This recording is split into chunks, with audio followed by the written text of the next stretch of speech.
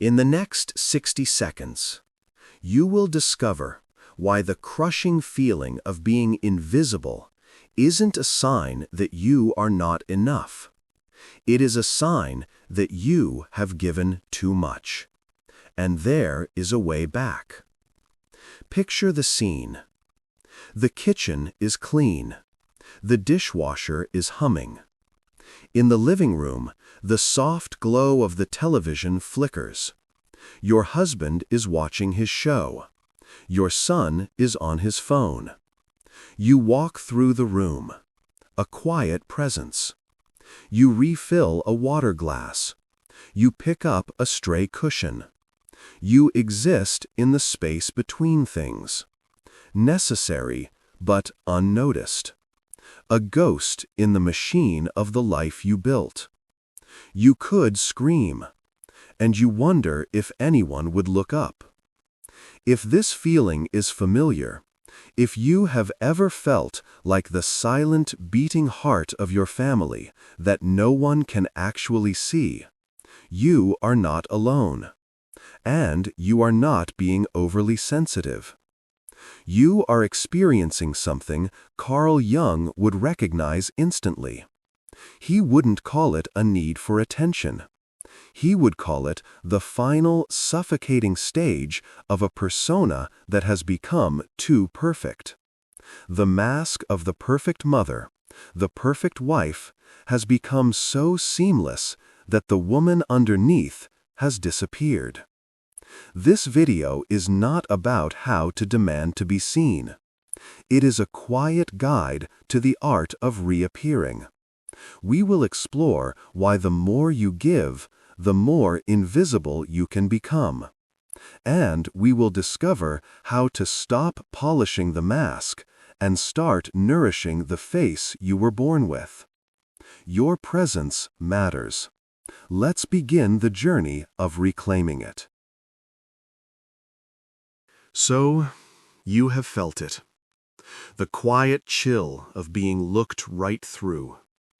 A strange sense of being both essential and absent at the same time. How does this happen? How does a woman who is the sun in her family's solar system, the gravitational center that holds everything together, end up feeling like a black hole? To understand this, we must look at the slow, subtle architecture of invisibility. It is built over decades, brick by loving brick. Let's imagine a woman named Emily.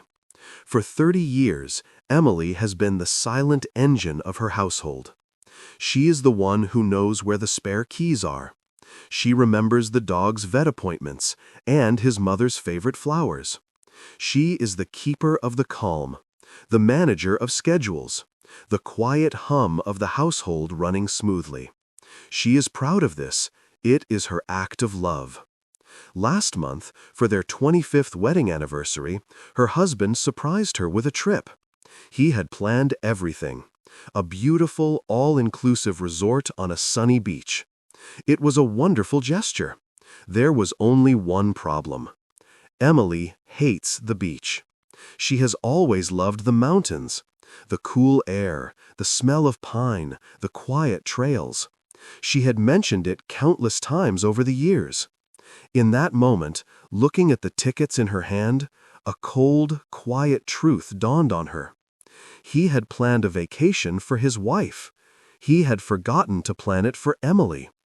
If you have ever had an Emily moment, a moment where a loved one's gesture, however kind, completely misses the person you are, then you understand the deep, aching core of feeling unseen. It is not a lack of love. It is a lack of recognition. This is a classic symptom of what Carl Jung would call the tyranny of the persona. The persona is the mask we wear for the world. It is the role you play. The good mother, the supportive spouse, the dutiful daughter. In the first half of life, building a strong, functional persona is essential. It helps us fit in, succeed, and be loved.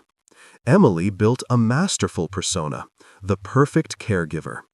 But the danger of any mask, especially one worn for decades, is that it begins to fuse to the skin. The performance becomes so seamless that everyone, including you, starts to forget there is a real face underneath. Eventually, the world no longer interacts with you. It interacts with the role you play. Your family loves the caregiver. They rely on the caregiver. They plan vacations for the caregiver. But Emily, the woman who dreams of mountains, has slowly, silently disappeared behind the very mask she created to serve them. But there is another, even more subtle force at play. It is the very nature of the work you do. There is a name for the endless, invisible work of managing a home and a family's emotional well-being. It is called emotional labor. It is the work of anticipating needs before they are spoken. It is the work of absorbing your partner's anxiety after a hard day. It is the work of being the keeper of the peace during family disagreements. It is the work of remembering everything so that no one else has to. And here is the cruel paradox of emotional labor. The better you are at it, the more invisible it becomes. It is the curse of competence. When the household runs smoothly, when the holidays are magical, when everyone feels supported, it looks effortless. It looks like magic. No one sees the frantic paddling beneath the calm surface of the water. They only see the graceful swan. Your deep competence at caring for others becomes your own invisibility cloak. The more you do, the less you are seen. So these two forces combine into a powerful vortex of invisibility. The persona becomes a wall that hides your true self, and your tireless emotional labor becomes the fog that obscures the wall. You are the architect, the builder, and the janitor of a beautiful, comfortable home that has no room for you to live in. You are not imagining it. You are not being ungrateful. You are experiencing the profound psychological cost of a role played too well. You are looked at constantly, for dinner, for advice, for comfort, for the car keys. But you are never truly seen. What is the difference between these two ways of seeing? And how do we begin the journey from one to the other? That is where we go next. So, we arrive at the heart of the matter. A distinction so crucial, yet so rarely spoken of, that understanding it can feel like turning on a light in a dark room. It is the difference between being looked at and being truly seen. These two experiences may seem similar. They both involve the eyes of another person resting upon you. But they exist in different universes. One nourishes the persona. The other nourishes the soul. And for the woman in midlife, the soul is starving. Let's break it down. Being looked at is about your function. It is about the role you play. It is transactional. Your family looks at you when dinner is late. Your boss looks at you for the quarterly report. Your children look at you to find their lost soccer cleats. Your partner looks at you for comfort and support. In these moments, they are not seeing you. They are seeing the function you provide, the cook, the manager, the finder of lost things, the emotional anchor. To be looked at is to be useful. And for the first half of life, this is a source of great validation. To be needed feels like being loved. It feels like you have a place, a purpose. You spend decades becoming exceptionally good at being looked at. You become reliable, indispensable, essential. But there is a hidden cost to this. The more you are seen as a function, the less you are seen as a person. You become a reliable object, not a complex, changing human being. You are the sturdy oak tree in the backyard that everyone takes for granted. They enjoy its shade, they lean against its trunk, but no one asks the tree how its roots are doing. No one notices the branch that is weary and about to break. Being truly seen is something else entirely. Being seen is about your essence. It is not about what you do, but about who you are. It is relational. It is soulful. Being seen is when your partner looks at you from across the room while you are laughing with a friend, and for a moment he is not seeing his wife. He is seeing the vibrant, joyful woman he fell in love with. It is when your adult child calls you, not to ask for something, but to say, "I was just thinking about you, Mom. How are you, really?" It is when a friend listens to your half-formed dream about taking a pottery class, and instead of asking, "When would you have time for that?" she says, "Your eyes light up when you talk about that. You should do it." Being seen is when someone notices the exhaustion behind your smile, when they see the flicker of a long-forgotten passion in your eyes, when they ask about your fears, your hopes, your quiet inner world. Being seen is someone taking the time to look for the person underneath the persona. It is someone choosing to see Emily, not just the caregiver. The deep, aching pain of the invisible woman is that her life is filled with being looked at, but starved of being seen. Her function is acknowledged every single day. Her soul is ignored. She is dying of thirst in a house where all the taps are running. And here is the most difficult truth of all. For many of us, we have become so fused with our function that we have forgotten how to show our soul. We have become so good at being the oak tree that we have forgotten we are also a wildflower. We have hidden our own essence so effectively, even from ourselves, that we no longer know how to signal that it needs light. We wait for others to see us, but we have stopped seeing ourselves. We are a stranger in our own mirror. We look for our own reflection in the eyes of others, and only see the reflection of the mask we are wearing. This is why the journey to being seen by others must always begin with the terrifying, liberating, and non-negotiable act of seeing yourself first. You must be the one to ask the tree how its roots are doing. You must be the one to notice the weary branch. You must be the one to remember the woman who dreams of mountains. But how? How do you begin this process? How do you reintroduce yourself to yourself after so many years apart? That is the art of reappearing, and it begins with the smallest of steps. So here we are, standing at the threshold. We have named the ache of invisibility. We have understood the difference between being looked at and being truly seen. And now comes the quietest, most courageous question of all. How do I begin? How do you learn to be visible to others when you have spent a lifetime practicing the art of disappearing? How do you ask to be seen when you have forgotten the shape of your own face? The journey back to yourself does not start with a grand gesture. It does not require you to change anyone else. It starts with the smallest, most intimate of shifts. It starts with you. Here are 3 invitations to begin the art of reappearing.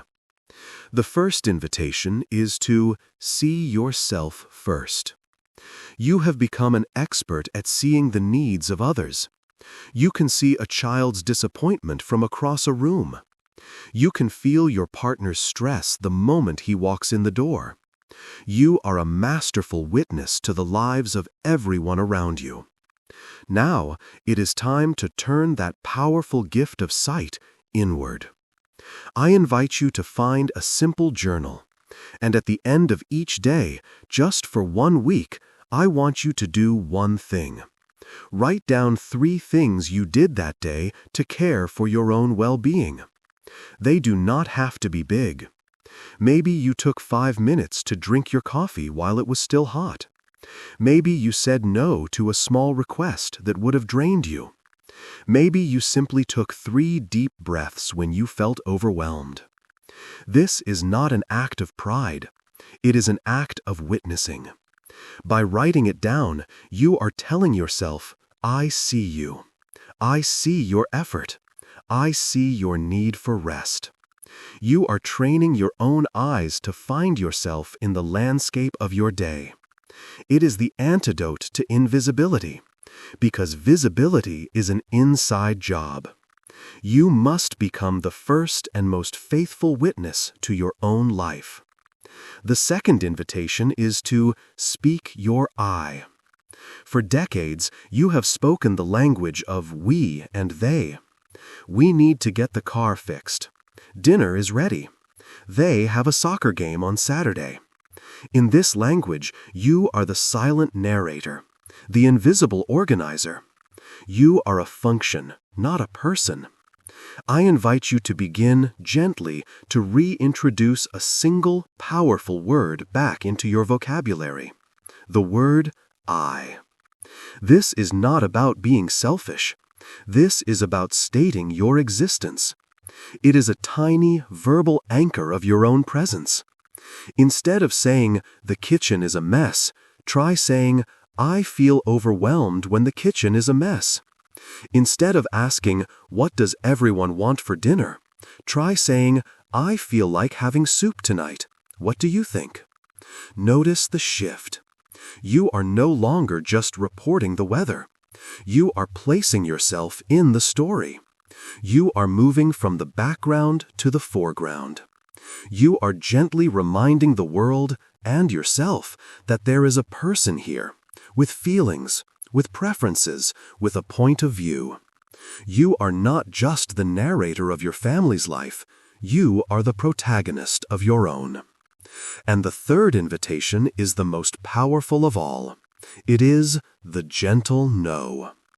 For a woman who has built her identity on being helpful, the word no can feel like a declaration of war.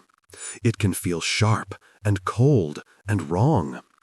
It is loaded with guilt and the fear of disappointing others. But I want you to reframe the word no. A no to someone else is often a yes to yourself. Your energy is not an infinite resource. It is a finite, sacred garden. For years, you have let everyone wander through it, pick the flowers, and trample the soil. A gentle no is not a wall to keep people out. It is a small fence you build to protect the tender shoots of your own well-being. I invite you to start with the smallest, lowest stakes no you can find. When someone asks you for a favor that is not urgent, try saying, I can't do that right now, but I can look at it tomorrow. When asked to join a committee you have no energy for, try saying, thank you so much for thinking of me, but my plate is full right now. You do not need to give a long explanation. You do not need to apologize for having limits. Your limits are what keep your garden alive. Each gentle no is an act of self-respect. It is you telling the world that your energy is valuable, and you are its guardian.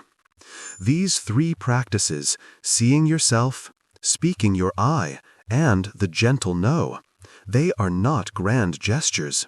They are quiet revolutions. They are the slow, steady work of reclaiming your own space in the world. They are how you take off the invisibility cloak thread by thread. You are not learning to demand attention. You are learning to command your own presence.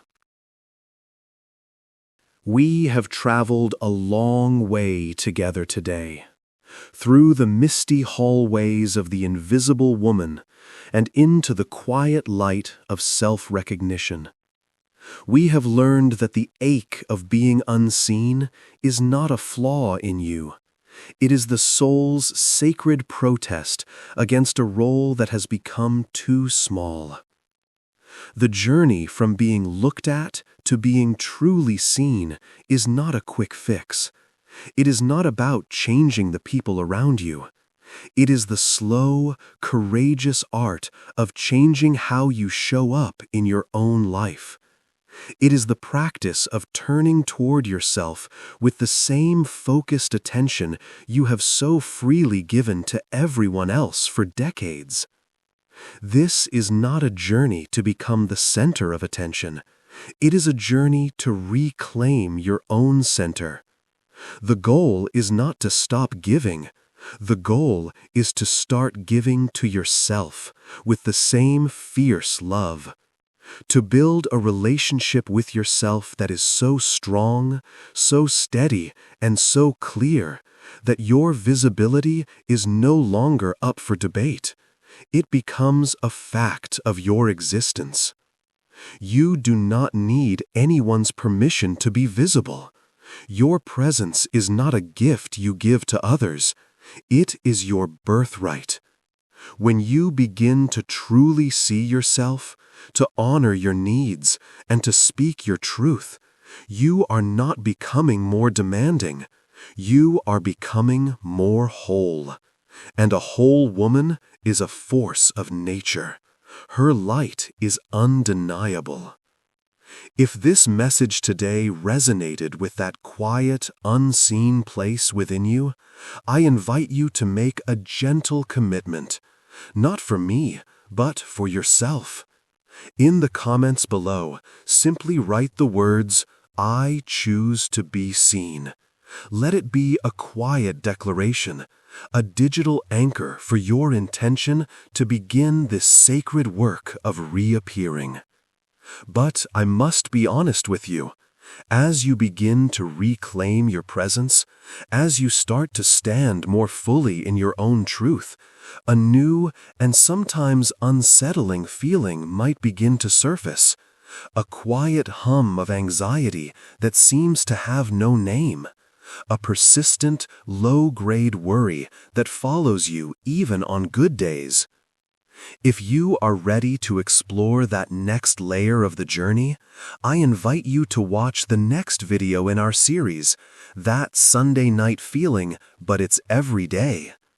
In that video, we will decode the secret language of midlife anxiety and discover why this feeling is not a sign of weakness, but a messenger from your soul, pointing towards what needs to heal next. Thank you for sharing this sacred space with me today. Remember to be gentle with yourself. The art of reappearing takes time. You are not a ghost. You are a sunrise. One breath at a time.